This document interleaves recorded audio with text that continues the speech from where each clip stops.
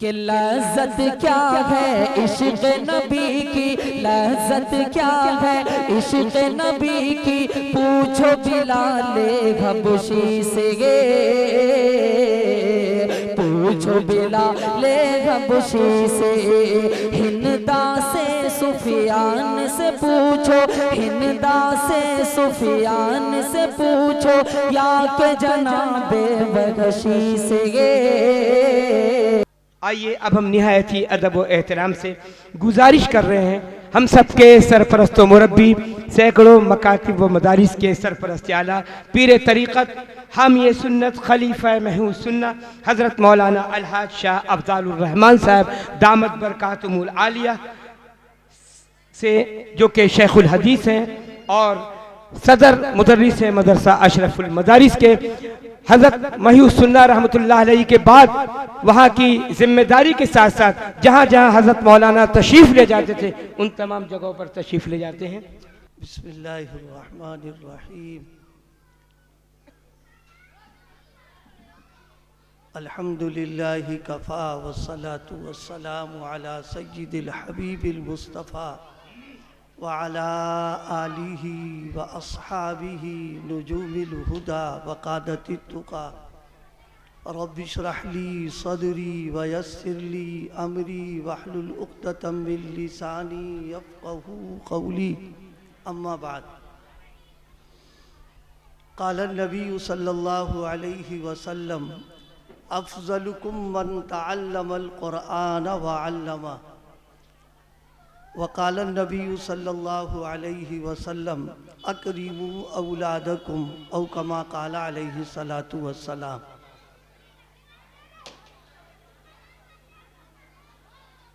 بزرگان محترم، میرے عزیز دوستوں اور ساتھیوں، ہم اور آپ آج جس پروگرام میں شریک ہو رہے ہیں یہ مدرسہ امداد العلوم کا جلسہ دستار بندی ہے۔ ہمارے وہ عزیز طلباء کہ جن کو اللہ پاک نے حفظ قرآن پاک کی دولت عطا فرمائی ہے، ان کی دستار بندی کا عمل انشاءاللہ ابھی آپ کے سامنے ہوگا۔ سب سے پہلے ان بچوں کو مبارکباد دینا کہ اللہ پاک کا بہت بڑا احسان ہے اور فضل ہے کہ ان کو یہ نعمت نصیب فرمائی ہے۔ اللہ اس کو مبارک کرے اور پوری زندگی اس کے حقوق کی ادائیگی کی ان کو توفیق عطا فرماتا رہے۔ اور ظاہر ہے کہ ان کو یہ جو نعمت ملی ہے یہ مدرسے کے پورے مدرسے کے اساتذہ کرام، عملہ، معاونین، سرپرستان، سب کے سب کی محنتوں کے نتیجے کی بنیاد پر یہ نعمت ان کو ملی ہے، لہذا یہ سب مبارکباد کے مستحق ہیں۔ اللہ پاک محنتوں کو قبول فرمائے اور ادارے کو ترقیات سے نوازے۔ دوسری بات، جلسے کی نشست ایسی ہے کہ ہم تو ویسے ہی کمزور آدمی ہیں، شاید زیادہ دیر بات نہ ہو پائے، کیونکہ جو پروگرام جلسے وغیرہ ہوتے ہیں یہ بڑوں کے لیے ہوتے ہیں اور بچوں کے لیے دینی مدارس ہوتے ہیں۔ سب بچے سامنے بٹھا دیے گئے، جیسے درسگاہ میں پڑھائی ہوتی ہے تو اب ظاہر وہاں بیان کیا کرے گا آدمی؟ بیان کرنے کے لیے کچھ تھوڑے سمجھدار سامنے بیٹھے تو پھر آدمی کا دل کھلتا ہے اور بیان کرتا ہے۔ کیونکہ ہم لوگ مدرسے کے پڑھانے والے لوگ ہیں تو اب آپ حضرات سامنے بیٹھے ہو، وہ بھی ماشاءاللہ ای قدر آ قدر ہیں جن کو دیکھ کے طبیعت اور جو کچھ مضمون ختم ہو جاتا ہے۔ اب بیٹھا رہنے دو تو ہو گئی بات ختم، ہم کو چند منٹ چند بات کرنا ہے، بس چھوڑ دو۔ میں نے اس وقت آپ کے سامنے دو روایتیں پڑھی ہیں۔ سب سے پہلی روایت، ایک روایت ہے جس میں نبی پاک صلی اللہ علیہ وسلم نے فرمایا اکرموا اولادکم۔ دیکھیے اللہ پاک کی بے شمار نعمتیں ہیں اور اس کے احسانات اس قدر ہیں کہ کوئی آدمی اللہ کی نعمتوں کو اگر گننا چاہے، شمار کرنا چاہے تو کوئی اس کو شمار نہیں کر سکتا ہے. اگر کوئی ارادہ بھی کرے تو پوری عمر گزر جائے گی لیکن نعمتوں کا شمار نہیں ہو پائے گا. قرآن مجید نے بھی ایک موقع پر فرمایا ہے وَإِن تَعُدُّوا نِعْمَةَ اللَّهِ لَا تُحْصُوهَا کہ اللہ کی نعمتوں کو اگر تم شمار کرنا چاہو تو فرمایا کہ اس کو تم شمار نہیں کر سکتے ہو. انہی نعمتوں میں سے ایک نعمت اولاد کی بھی ہے کہ اللہ پاک کسی کو اولاد دے دے، چاہے وہ لڑکا ہو چاہے وہ لڑکی ہو چاہے دونوں ہوں، وہ سب اللہ کی نعمت ہے، اللہ پاک کا احسان ہے جن کو اللہ نے یہ عطا فرمایا. اولاد کی خواہش فطری طور پر ہر شخص کو ہوتی ہے، بلکہ حضرات انبیاء کرام علیہ السلام کو بھی اولاد کی خواہش ہوئی اور تمنا ہوئی، لیکن ان کی خواہش اولاد کی دوسرے نقطہ نظر سے ہے اور ہم لوگوں کی خواہش اولاد کی دوسرے نقطہ نظر سے ہے. لیکن بہرحال انبیاء کرام کا اولاد کی خواہش ہونا اور اولاد کا مانگنا یہ اس بات کو بتا رہا ہے کہ اللہ پاک کو اولاد کا دینا انتہائی پسند ہے. کیونکہ اللہ کو اگر پسند نہ ہوتا تو نبی کسی ایسی چیز کی خواہش نہیں کرتا ہے جو اللہ کی مرضی اور اللہ کی ناپسند ہو. اس کی پسندہ ہونا گویا وہ اللہ کی پسند ہے. اس بنیاد پر اولاد یہ اللہ پاک کی نعمت ہے، لیکن اس نعمت کے کچھ تقاضے ہیں. میں مختصر طور پر توجہ دلانا چاہتا ہوں کیونکہ بچے ہی ہمارے سامنے بیٹھے ہوئے ہیں. یہ اولاد امانت بھی ہے اور نعمت بھی ہے.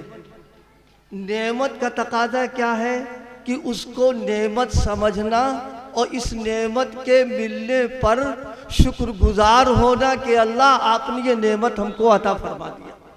اسی کے ساتھ میں یہ جو نعمت ہم کو ملی ہوئی ہے یہ امانت ہے.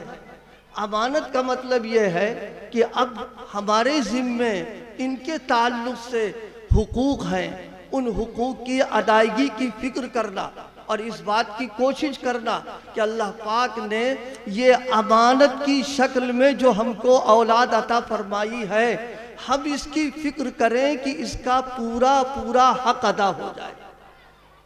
نبی پاک صلی اللہ علیہ وسلم نے ایک موقع پر توجہ دلائی اور فرمایا کل مولود یولد علی الفطرہ فابواہ یحودانہ او ینصرانہ او یمجسانہ. میرے آقا حضرت نبی کریم صلی اللہ علیہ وسلم نے ارشاد فرمایا کہ ہر دنیا میں آنے والا بچہ، دنیا میں جو پیدا ہوتا ہے اللہ پاک اس کو دین حق کے قبول کرنے کی استعداد اور صلاحیت رکھتے ہیں، اس کو دیتے ہیں تاکہ وہ حق کو قبول کرے، صحیح بات کو مانے اور تسلیم کر لے. اس کی صلاحیت اللہ پاک ہر بچے میں عطا فرماتے ہیں.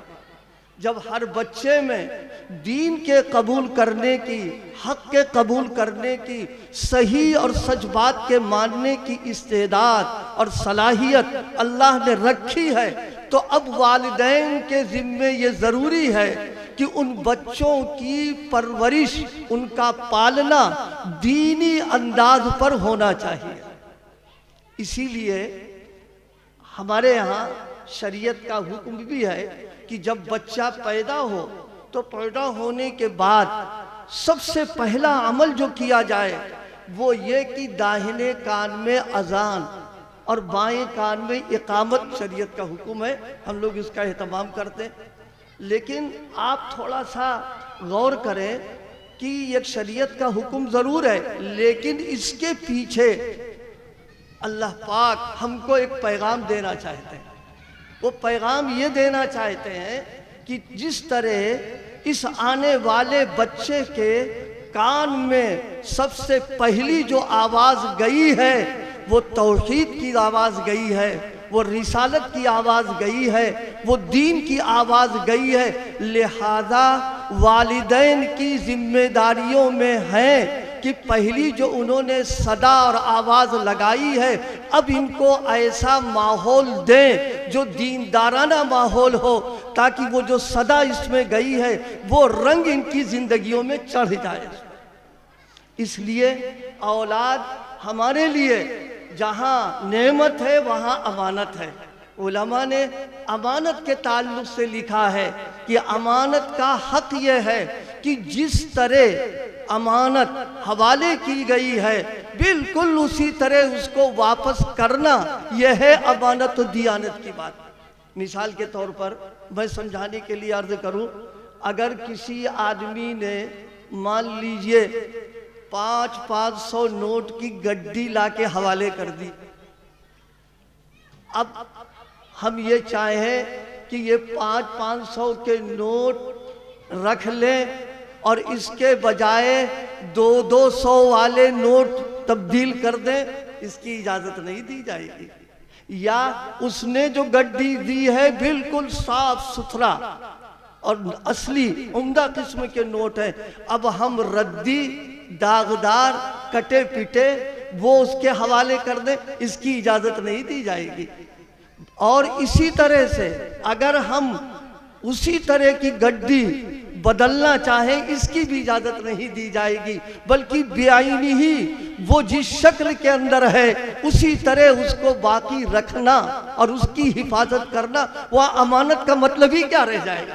اگر امانت کا مطلب یہ ہوا کہ ہم خرد و برد کر لیں، ہم اس کو استعمال کر لیں، ہم اس کو تبدیل کر لیں، یہ خیانت کہلائے گی۔ بالکل اسی انداز پر یہ اولاد، یہ لڑکے اور لڑکیاں اللہ کی طرف سے ہمارے لیے یہ امانت ہیں۔ امانت کا مطلب یہ ہے کہ اللہ پاک نے ان میں جو استعداد اور صلاحیت دین کے تعلق سے، حق کے قبول کرنے کے تعلق سے، اسلام پر عمل کرنے کے تعلق سے جو رکھی ہے، اس استعداد کو بڑھانا، اس کی حفاظت کرنا اور اس کے مطابق ان کی تربیت کرنا، یہ والدین کی ذمہ داریوں کے اندر ہے۔ اس بنیاد کے اوپر بچوں کی دینی تعلیم دلانا اور ان کو قرآن کی تعلیم دلانا، ان کو اسلامی آداب سکھانا، ان کا مزاج دینی بنانا، ان کا ذہن دینی بنانا، یہ ہر ماں باپ، ہر سرپرست کی ذمہ داریوں میں۔ آج ہم لوگ اپنی اولاد کے تعلق سے ہر شخص اس بات کی فکر کرتا ہے کہ ہمارے یہ جو بچے ہیں ہماری اپنی زندگی میں یہ اپنے پیروں پر کھڑے ہو جائیں۔ ہر آدمی اس بات کی فکر میں رہتا ہے کہ ہماری جو اولاد ہے ان کا مستقبل روشن ہو جائے۔ ہم یہ فکر میں رہتے ہیں کہ ہم جب دنیا سے جائیں تو ان کا بینک بیلنس ہو، ان کا کاروبار ہو، ان کے پاس دولت ہو، تاکہ ہمارے یہ بچے باعزت زندگی گزار سکیں۔ یقیناً یہ فکر غلط نہیں ہے، یہ فکر صحیح ہے۔ ہر ماں باپ کو اس کی فکر کرنا اور سرپرستوں کو اس پر توجہ دینا، اس سے بالکل منع نہیں کیا گیا۔ لیکن سب سے پہلی چیز جو ہماری اپنی ذمہ داریوں میں ہے وہ یہ کہ اپنی اولاد، اپنی نسلوں پر دینی اعتبار سے ہم اتنی محنت کریں، اتنی محنت کر لیں کہ ہمیں اس بات پر اطمینان ہو جائے کہ ہمارے یہ بچے ہماری زندگی میں اپنے پیروں پر یہ کھڑے ہو جائیں دینی اعتبار سے، اور مرنے کے بعد ہمارے بچے دیندار بن کر کے زندگی گزاریں۔ اتنی فکر کر لینا اور اطمینان کر لینا یہ بچوں کا ہمارے اوپر حق ہے۔ کوئی بھی آپ کو عصری تعلیم سے وکیل بنائیں، ڈاکٹر بنائیں، انجینئر بنائیں، کوئی نہیں منع کرتا، بلکہ خوب تعلیم دیں، لیکن ابتدائی طور پر ان کی بنیاد دینی اعتبار سے مضبوط کر لینا چاہیے۔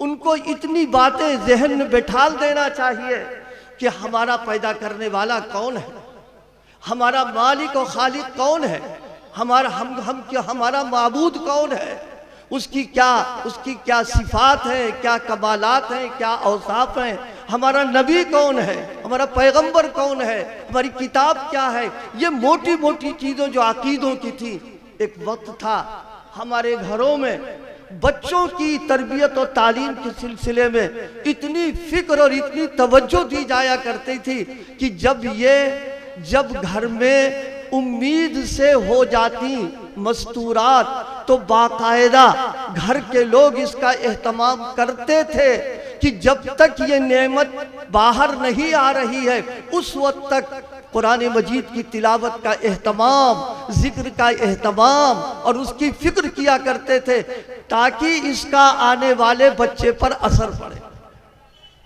آپ سوچ رہے ہوں گے کہ بچہ تو ابھی ماں کی پیٹ میں ہے اور باہر کی تلاوت کا اور ذکر کا کیا اثر پڑے گا؟ یہ صرف ہماری سوچ ہے۔ حقیقت کیا ہے میں آپ سے عرض کروں۔ دیکھیے، بعض علاج ایسے بھی ہیں، بعض علاج ایسے بھی ہیں جب مریض ایسی پوزیشن پر آ جاتا ہے کہ دوا کا وہ استعمال نہیں کر سکتا ہے تو اس وقت میں دوا سنگھائی جاتی ہے۔ اور کیوں سنگھاتے ہیں؟ تاکہ مسامات کے ذریعے سے دوا اندر پہنچے اور پھر وہ اپنا کام کرنا شروع کر دے۔ تو جب انسانوں کی بنائی ہوئی دوا میں اور طریقہ علاج کے اندر یہ اثر ہے کہ مسامات کے ذریعے سے اندر جا کر کے وہ مریض کے مرض میں تبدیلی پیدا کر سکتا ہے تو یقیناً قرآن پاک اور اللہ کے ذکر کے جو انوارات و تاثیرات ہیں وہ یقیناً مسامات کے ذریعے سے اندر جائیں گے اور آنے والے بچے کے ذہن و دماغ پر اثر ڈالیں گے۔